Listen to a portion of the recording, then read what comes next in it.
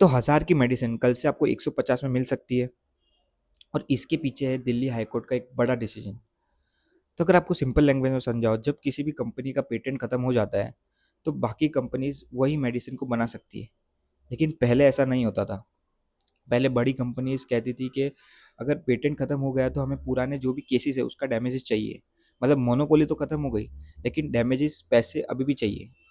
और इसी डिसीजन को लेकर दिल्ली हाईकोर्ट ने मना कर दिया है कि अगर पेटेंट खत्म हो गया तो खत्म, उसके बाद जो भी पुराने हैवी डैमेजेस है वो आप क्लेम नहीं कर सकते।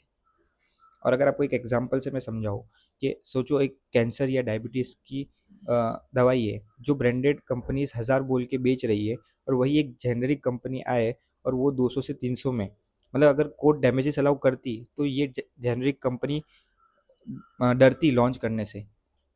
और इससे सबको फ़ायदा है। जैसे मिडिल क्लास को सस्ते मेडिसिन मिल सकती है, इंडियन फार्मा कंपनी नई दवाएं लॉन्च कर सकती है, और इन्वेस्टर्स के लिए जेनेरिक फार्मा में ग्रोथ दिख सकती है। और कंपनी जैसे डॉक्टर रेड्डी लेबोरेटरीज और सन फार्मा के लिए तो ये ग्रीन सिग्नल है। तो हमें डिसाइड करना है कि सवाल यही है कि हमें क्या इंडिया में पहले इनोवेशन चाहिए या अफोर्डेबल मेडिसिन। मुझे कमेंट्स में ज़रूर बताना।